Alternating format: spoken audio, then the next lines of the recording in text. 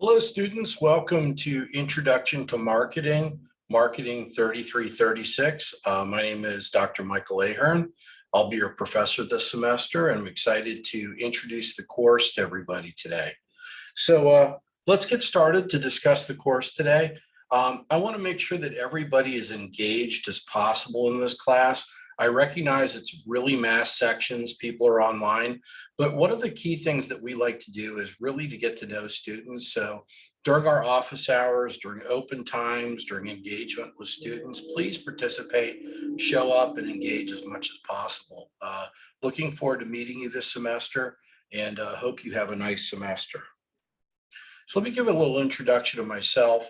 My name again is Mike Ahern. I'm the C.T. Bauer Chair in Marketing at the University of Houston. So I also am the Research Director for the Stagner Sales Excellence Institute. I joined the University of Houston approximately 17 years ago and helped develop the Sales Excellence Institute over that time and have been the chair in marketing at the University of Houston, the Bauer Chair, for approximately 9 years now. So I have a lot of background in the area of sales and marketing effectiveness. In fact, I've consulted with over 200 companies. So I used to be a partner in one of the largest marketing and sales firms that does consulting in the space globally. They're called ZS Associates, and have worked with over 200 different companies across the range of different industries. Going anywhere from packaged goods to healthcare, technology, transportation. So I have a lot of examples that I'll share this semester and a lot of information that I'll share with you regarding marketing and sales effectiveness in these particular sectors and industries. I also am the writer of what the most sold textbook globally in the area of Salesforce management, selling and sales management, called Selling Today. Any of you who take Foundations of Selling are probably exposed to that textbook and work a lot on different publishing and research in the space as well, being published a lot in the marketing field. So just to give you a little bit on me and my evolution of where I come from as a background, I actually started out, I was an All-American pitcher in high school, was assigned and played, instead of going directly to college for scholarships, I played for the Montreal Expos that are now the Washington Nationals, and played there for 3.5 years. Injured myself while I was playing baseball and was trying to figure out what I was going to do with myself, actually. So fortunately, the Expos paid for a lot of college for me, and they paid for 10 years of university for me. So I ended up going and getting my undergraduate degree in mathematics, master's in operations and mathematics, and a PhD in decision sciences and marketing from Indiana University. Left Indiana University and was a professor at Emory University in their marketing area, professor at Penn State, professor at University of Connecticut, and then I've been here at the University of Houston, like I said, for approximately 17 years. So I'm excited to work with you all, and I'm really looking forward to this class. And I look forward to introducing these topics around marketing and sales effectiveness and introducing people to this area. So when we talk about the focal areas of study for this course and where we actually spend our time, a lot of what we do is we look at market research, which is how we conduct research in the area to be able to support our marketing decisions. We look specifically at buyer behavior, which is how do buyers or consumers make decisions on what they want to buy and how they want to buy things.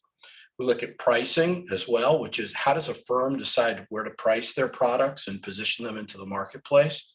The marketing channels, how do we sell? Like, how do we distribute our product do we sell through salespeople? Do we sell directly online?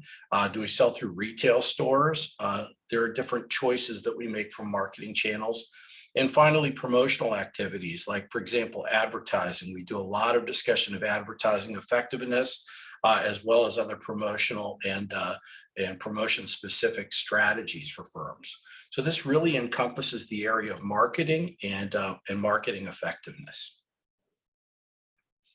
So let me talk about our learning objectives for the class this semester. So first of all, the university really wants us to focus on developing some verbal and written listening communication skills. We'll be doing some of that. It'll be a little more difficult in an online class, but we will assess some of that. And we're going to use a lot of different methods, ranging from reading our chapters to listening to lectures, to submitting simulated outcomes or doing a simulation this semester, and even engaging in some activities. So we need to understand what the critical role of marketing is in the firm and how it interplays with other business areas within firms. Want to introduce to the tools that we use as marketing managers to make decisions in a firm, and understand the principles of marketing, so that the foundational elements, so that if you do take advanced classes, everybody will be understanding the foundational elements of marketing. And this applies whether you're going to be working for a large firm or whether you're specifically thinking about working for or developing a company through entrepreneurial activities as well. So let's talk about the required things that we have for this class. Of what we're gonna, a couple of the foundations for the course are: first, we're gonna work off of the book Principles of Marketing. My PowerPoint slides will be some of my own material together with some of the stuff from Principles in Marketing. I will largely focus on some of that PowerPoint and lecture content, but I will leverage some of the materials from this book. I've really done my best to be able to minimize your costs this semester. So this book is an older version. You'll notice that it's the 18th edition of Principles of Marketing. It's available if you want to buy it directly for the e-text through Pearson for 4 months for $39.99. You just need the textbook. You don't need the supplementary materials for the book or the My Marketing Lab for the book, unless you want to optionally do that yourself. But we are not requiring it for the course, but we do want people to be able to read the textbook and access the textbook. You can also get a print version through Pearson for $74, or you can get it directly through the bookstore, an ebook, and they charge $73.50. So the cheapest and most direct method to get it is the e-text purchase through Pearson, and we've put a link in the syllabus on Blackboard for you all, so that you can look at it. Make sure that the ISBN number, which is the number that matches that text, matches it correctly. Some people ask, can I use the 17th or 16th editions? It's up to you if you want to. I will tell you that there's been some updated materials in the 18th edition, particularly around things like digital marketing and people buying online and utilizing social media channels and things like that in marketing that doesn't appear in some of the prior editions. So it's really up to you what you'd like to do, but I would recommend the 18th edition. We also are going to be using a simulation this semester. It's called the Stu Kent Mimic Marketing Principles Simulation. Stu Kent is a firm that specializes in simulations. And this simulation, we negotiated a very low price for the semester for students of $25. This is usually a $60 simulation, and we negotiated it down to $25. So if you want to buy the simulation at the $25 price, make sure that you buy it through the link that we provide on Blackboard and through the syllabus. Make sure you use your student email when you buy the simulation, because that will be the email that they'll be corresponding with you on. So make sure you use your student email address for correspondence and purchase of that simulation. Very important for you to think through that. Now, let me introduce to you the contact information, and I'll let each of these TAs talk to you briefly as well about the class, because they will be actively participating with us. You know, we have over 1,000 students in our course this semester, so it's really important that everybody have access and we get responses back to you as quickly as possible. Again, I'm your course professor. I'll have office hours every Friday from 9 to 10 a.m. and by appointment if somebody would like to speak in detail individually. No problem. I'm giving you my email address. This is the best email to reach me at. mahern.uh@gmail.com if you have a question. If you have a question about something specific around grading or something about what's due or issues around Blackboard, your best people to reach are Victor Noguera, who is our instructional assistant, or Alejandro Portas, who's our teaching assistant. They will be the ones that can handle these situations. If you cannot get something fixed or you have a major issue and you need to go bypass them to me, you can contact me directly as well. Or if you have information or questions about the course itself or any other details, I'm happy to respond and reach out to you. I'm going to take a second here to let Victor and Alejandro introduce themselves, and then I'll get back to the course content. Hello everyone, my name is Victor Noguera and I'm the Instructional Assistant for Introduction to Marketing, Mark 3336. I'm a PhD student of Mike's in the doctoral program, and I will be your secondary contact for questions regarding the course. So if the two TAs can't help you with your questions, you can always contact me. My email is available on the course syllabus, and you can get my office hours by appointment. So please email me if you have any appointments you would like to make. Thanks. Hello, I'm your teaching assistant. My name is Alejandro Portas. I got my undergrad degree in Venezuela on geophysics. Now I'm doing a master's here. You can find our office hours and our emails through the syllabus, and please contact us. Feel free to tell any doubt that you have, and we're here to help you, and we're excited to work with you. Please don't wait until the last second to contact us. Thank you, Victor and Alejandro. That was a very nice introduction, and I know you guys will enjoy working with Victor and Alejandro. They have a lot of experience with this class.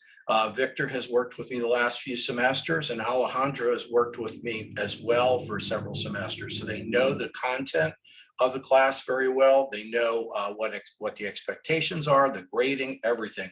It should be a really seamless flow in the course itself. So let's get to the grading for the class. So when we look at the syllabus regarding grading, there are several elements of things that are due in this class that will result in your grades. So I want you to pay close attention to this.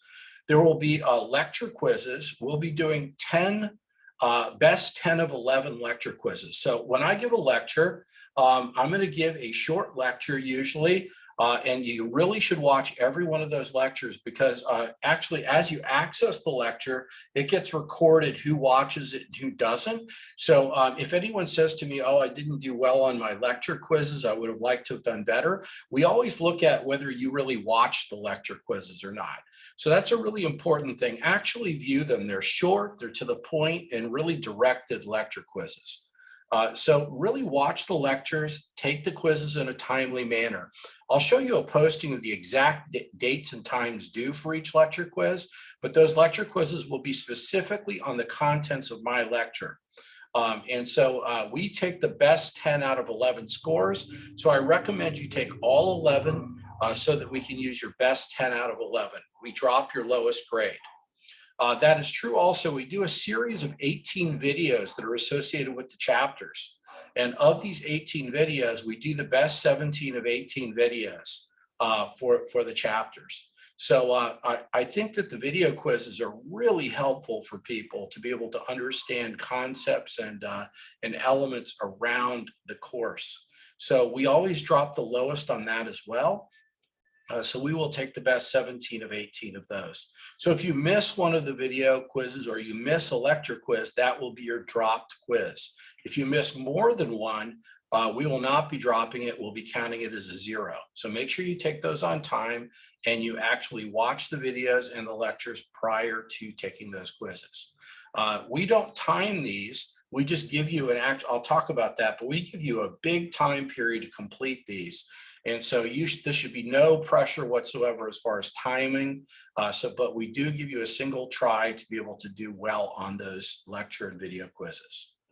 We also have a simulation called the Stu Kent simulation. I'm going to get into that in more detail. We'll release that later in the semester as far as when we start working on the simulation, but it's a real application-based simulation, and that will be graded based on your simulation performance and how you justify and make your decisions.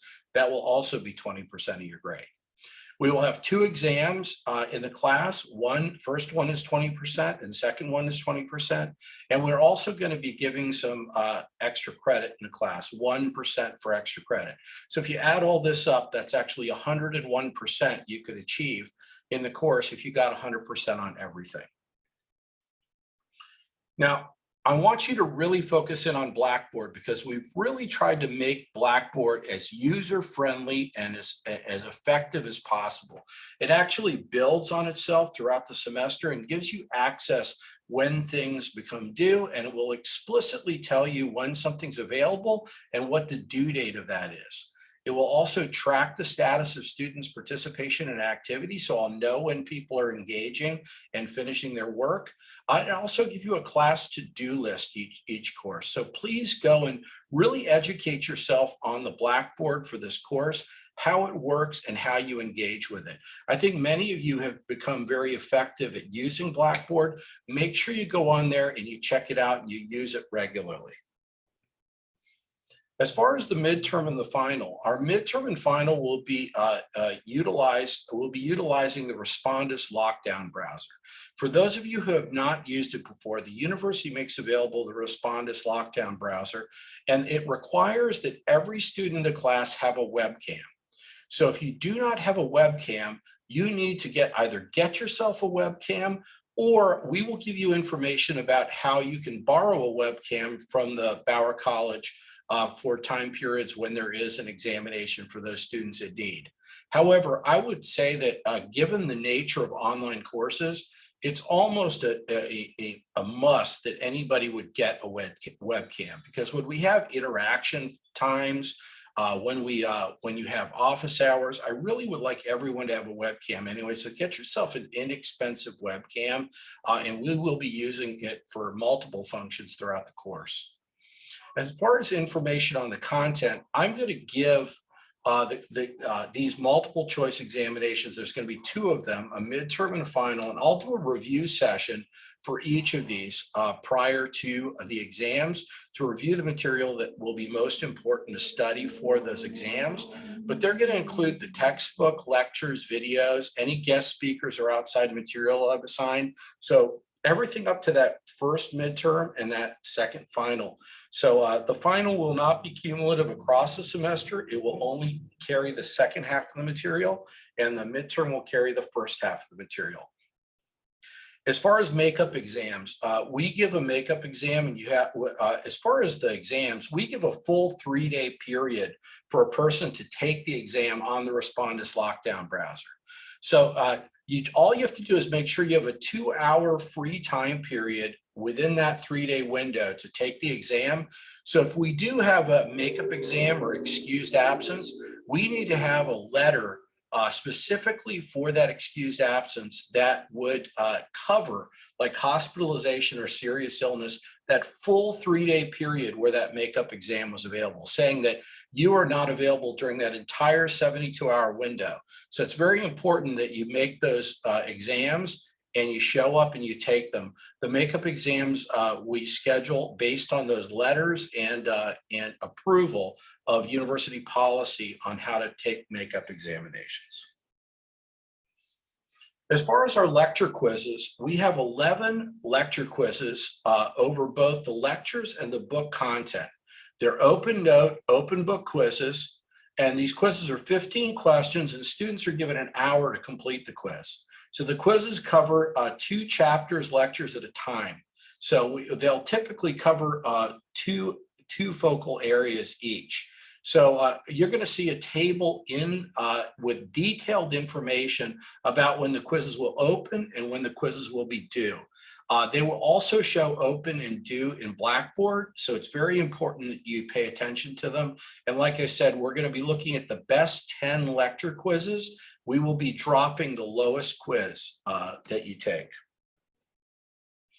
As far as our weekly video quizzes, we have 18 weekly video quizzes, these video quizzes focus on our weekly videos that you do throughout the semester. So you have to watch these videos and then take the quiz, and we're going to do the best 17 out of 18 of these video quizzes. The StuKent simulation, we'll be going into much more detail about that a little later in the semester, but it's important that you focus in and purchase that simulation and get yourself prepared for it. But we will post more material and some lectures around the simulation to get people going, recognizing that the very first decision on that simulation is a really critical decision. So as far as grade breakdown, what you see here is the grade breakdown in the class. So what you'll see is that an A is 93 to 101%. Like I said, you can get up to 101%. If you get a 92.99, that does not round up to 93. A 92.99 will be an A minus. So really we want that 93 or above, and that takes place for all of the grades below that. You can see that we're very specific about our grading criteria because we want no ambiguity around what grade somebody receives and they don't. Recognize the fact that you will be given extra credit. So it's very important for you to do your extra credit and really try to get up to that full 101%. Again, that extra credit sessions, we're going to announce them during the class, but the 2 extra credit sessions will take place in October and then again in November, and we're going to post them on Blackboard and give everyone plenty of time to be able to take on and do that extra credit. The important thing about that extra credit is, and this is detailed in the syllabus, is that the link will take you to the extra credit sites, and you must complete the surveys in a single sitting for that to be able to complete these extra credits. You're going to be given more details on Blackboard and more examples on how to complete this, but just make sure that you do the extra credit properly. And I want to see almost everybody in the course get that extra credit. So make sure that you utilize that if possible. So this is an example of how the assignment due dates are posted on the syllabus as well as in Blackboard. You're going to notice that the quiz open date, so Tuesday, August 24th, and you'll notice that all the quizzes will be closing at 11:59 p.m. on the due date, so Wednesday, September 1st. It will close on Wednesday, September 1st at 11:59 p.m. So if you don't get it done by that date, it will close. And you notice that the very first due elements that are due are a quiz on the syllabus that we'll have and a quiz on chapters 1 and 2. So we're going to have a syllabus quiz and chapters 1 and 2. Should be really easy if you paid attention to this video to get 100% on the syllabus quiz. And then you need to get a very good grade as well on the chapter quizzes throughout. So this is the due date specifically on those assignments. We've also posted a very detailed course schedule for you for all the classes and when they're being posted so that you can pay attention to that. You'll notice the exam dates. Make sure that you're available during those exam windows. Exam 1, which will detail focused on chapters 1 through 9, will be September 24th to 27th. And then you're going to see the exam 2 opens up on December 2nd. Okay, so very, very important that you focus in and pay attention to that. Students with disabilities. If you're a student with disability, make sure that you register your disability through the UH Students with Disabilities office. You can contact them. Here's the number that's listed. And we work specifically with that office to be able to get a list of all the students and all the accommodations that we need for those students. Recognizing that our quizzes that we offer in the class and all the quiz material is not timed and open over a 72-hour period. So there probably should be no accommodations for those quizzes for most students who have timing constraints. And the exams themselves, we do occasionally have accommodations during exams, and we will coordinate with the disabilities office for examination accommodation.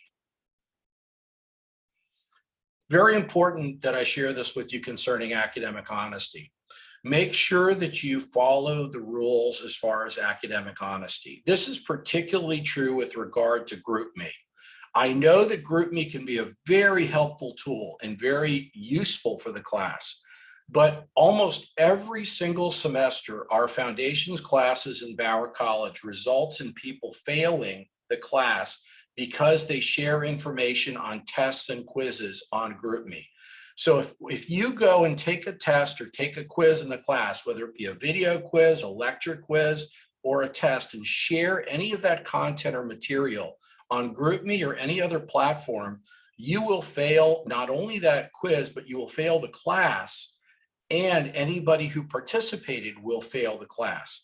It also destroys the camaraderie and work on GroupMe, because it will shut down the GroupMe effectively, because we get everybody's name on GroupMe. It's a really terrible decision. So please do not share specific content on quizzes or tests or any of that material specifically on GroupMe or any other platform.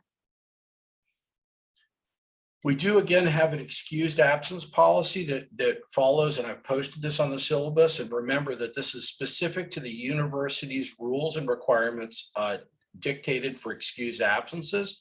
And you'll notice that because everything we do, we give a 72-hour window, we're going to need to make sure that any excused absence covers the entire 72-hour window, which should be very uncommon unless somebody has serious illness or death in the family or something significant occurring.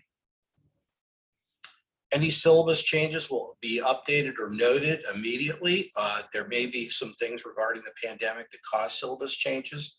We will let you know, but there shouldn't be, since this is an online course. All right, a couple things I want to finalize today to give everyone some experience and introductions to some trends in marketing, just to get you a good idea of what's happening out there. I'm just going to take like 5 minutes to talk about some major trends that are happening that can affect this course. So let's talk about that. So one of the big things we know is that COVID has shifted the way organizations are engaging with customers.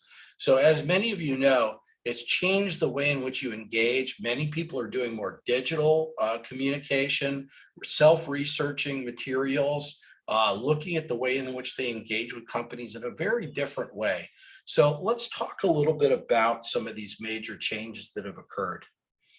One of the biggest evolutionary changes that have occurred over the last 30 years is this shift from the era of what we call efficiency to the era of acquisition to the era of organic growth. And I'll talk briefly about each of these.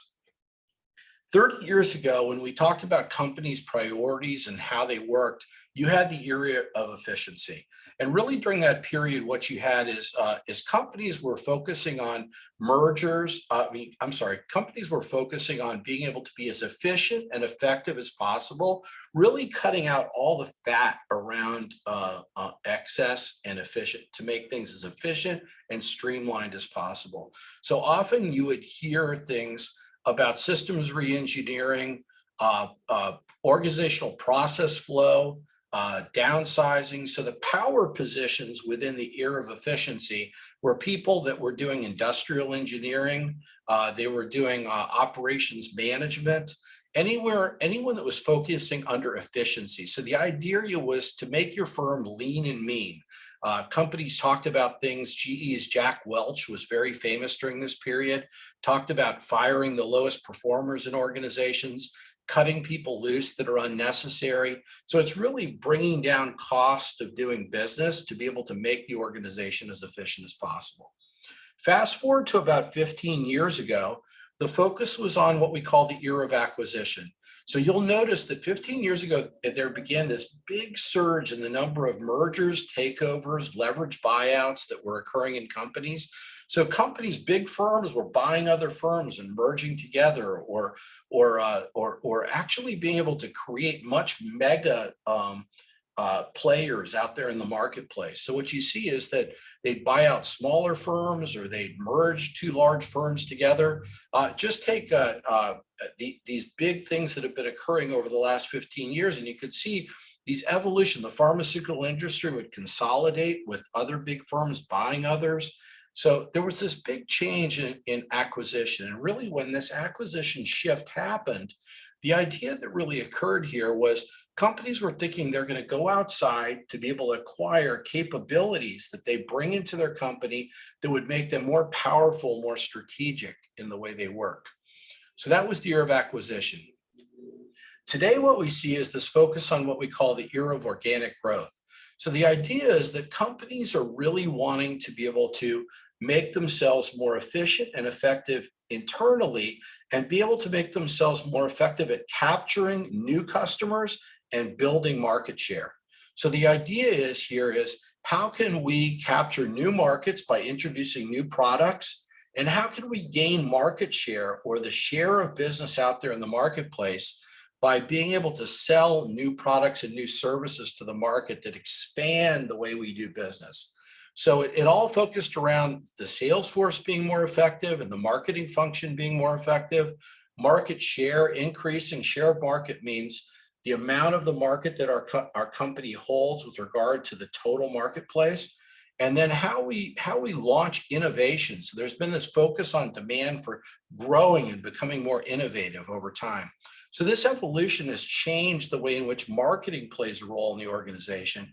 And as you would expect, in this era of organic growth, marketing plays a very important role in companies. And what you see is there is more prominence of the marketing function in the executive suite of organizations as we focus on this growth initiative within organizations.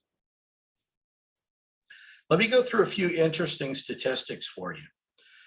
First, this was Gartner CEO and senior executive survey showed that growth is very clearly king. So 33% of companies named growth, the growing as a company, as their top priority. And this gets back at what we just talked about, organic growth.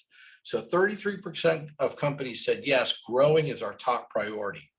However, 95% of firms said they were raising their revenue targets. So they're trying to make more and more money and even raise it. And this is true even post-COVID. There's a lot of pressure for companies to continue growing and raising revenue targets. We also know that 38% of sales and marketing leaders are highly confident that they will exceed their targets. 38%, that's a very small percentage. So there's a lot of pressure on the sales and marketing function to achieve these growth targets that companies are setting for them. But only a small percentage, 38%, say, yeah, I could do that. A lot of people are very nervous about these growth functions and growth targets and said, how can we actually achieve these numbers? A couple other interesting statistics. C-suite executives. When we say C-suite, remember we're talking about senior executives, VP and above. We're talking about presidents, CEO, chief financial officer, chief marketing officer. That's when we talk about C-suite executives. They expect greater competition in the industry, 79%, and pressure coming from competitors changing their business models and releasing new game-changing products and services. This is not surprising. As business models are changing, because particularly this pressure to go to digital and distribute globally, companies are under a lot of pressure to change in which the ways they sell, the way they engage with customers. And this is changing the way we market too. There's a lot of, also, if you see the next quote, competitive pressure in core markets is strong to cutthroat by nearly 90%. So companies are seeing really strong pressure as new competitors, small companies, start to enter the market globally and put pressure on them and erode their business out there in the marketplace. A couple other really interesting statistics. By a factor of 3 to 1, buyers want to self-educate to learn about new products and services. So what does this mean? Instead of going through a salesperson to find out about products or services, they want to learn about them themselves. They want to search on the web and learn about those products and educate themselves. They don't want to hear from a company representative. That's changed the dynamic of the way we market. The average customer completes more than half of their purchase decision making before they even talk to a salesperson. Think about the way you buy cars, for example.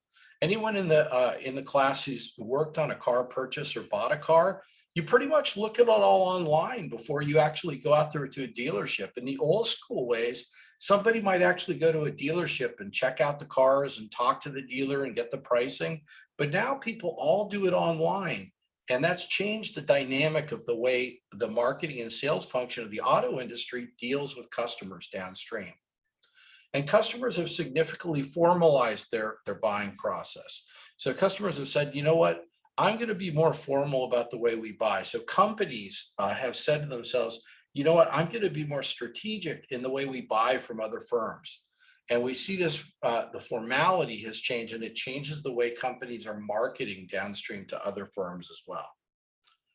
And customers have significantly increased their requirement of what we call ROI calculations, or return on investment. So companies that are buying from other firms, let's just say that it's Microsoft buying from 3M, and 3M is selling to them some technology. Microsoft that's buying that technology from 3M downstream wants to know, what is our return on investment for these services or products that I'm buying from 3M? Microsoft is asking, what am I getting from this? What's the value I'm receiving? So as you can see, this is really a lot of material as far as changing and evolutionary models that are taking place in the marketplace.